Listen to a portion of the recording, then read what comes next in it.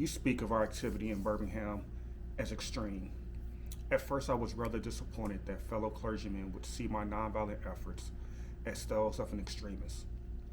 I began thinking about the fact that I stand in the middle of two opposing forces in the Negro community. One is a force of complacency, made up in part of Negroes who, as a result of long years of oppression, are so drained of self respect and a sense of somebodyness that they have adjusted to segregation, and in part of a few middle class Negroes who, because of a degree of academic and economic security, and because in some ways they profit by segregation, have become insensitive to the problems of the masses. The other force is one of bitterness and hatred, and it comes perilously close to advocating violence. It is expressed in the various black nationalist groups that are springing up across the nation, the largest and best known being Elijah Muhammad's Muslim movement. Nourished by the Negro's frustration over the continued existence of racial discrimination, this movement is made up of people who have lost faith in America, who have absolutely repudiated Christianity, and who have concluded that the white man is an inconquerable devil. I have tried to stand between these two forces, saying that we need emulate neither the do-nothingism of the complacent nor the hatred and despair of the black nationalists. For there is the more excellent way of love and nonviolent protest. I am grateful to God that through the influence of the Negro Church, the way of nonviolence became an integral part of our struggle. If this philosophy had not emerged, by now many streets of the South would, I am convinced, be flowing with blood. And I am further convinced that if our white brothers dismiss as rabble rousers and outside agitators those of us who employ nonviolent direct action, and if they refuse to support our nonviolent efforts, millions of Negroes will, out of frustration and despair, seek solace and security in black nationalist ideologies, a development that would inevitably lead to a frightening racial nightmare. Oppressed people cannot remain oppressed forever. The yearning for freedom eventually manifests itself, and that is what is happening to the American Negro.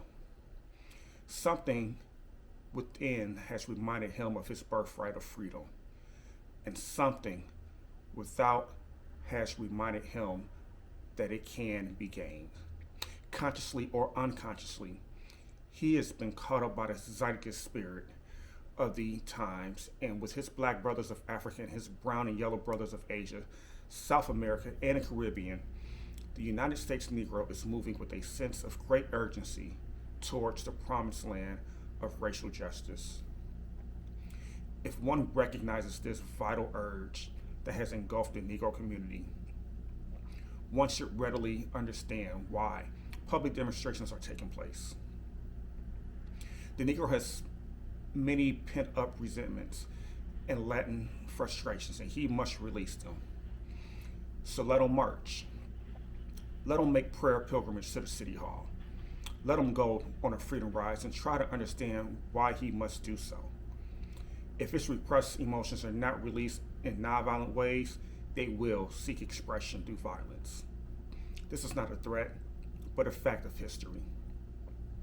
So I have not said to my people, get rid of your discontent. Rather, I have tried to say that this normal and healthy discontent can be channeled into the creative outlet of nonviolent direct action.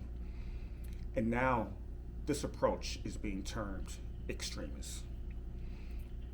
But though I was initially disappointed at being categorized as an extremist, as I continue to think about the matter, I gradually gain a measure of satisfaction from the label. Was not Jesus an extremist for love? Love your enemies, bless them that curse you, do good to them that hate you, and pray for them which despitefully use you and persecute you. Was not Amos an extremist for justice? Let justice roll down like waters and righteousness like an ever-flowing stream. Was not Paul an extremist for the Christian gospel? I bear in my body the marks of the Lord Jesus. Was not Martin Luther an extremist?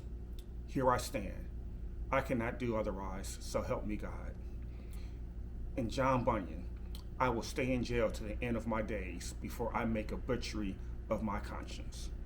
And Abraham Lincoln, this nation cannot survive half slave and half free. And Thomas Jefferson, we hold these truths to be self-evident, that all men are created equal. So the question is not whether we will be extremists, but what kind of extremists we will be. Will we be extremists for hate or for love? Will we be extremists for the preservation of injustice or for the extension of justice? Is that dramatic scene on Calvary's Hill, 3 men were crucified? We must never forget that all 3 were crucified for the same crime, the crime of extremism. 2 were extremists for immortality and thus fell below their environment. The other, Jesus Christ, was an extremist for love, truth, and goodness, and thereby rose above his environment. Perhaps the South, the nation, and the world are in dire need of creative extremists.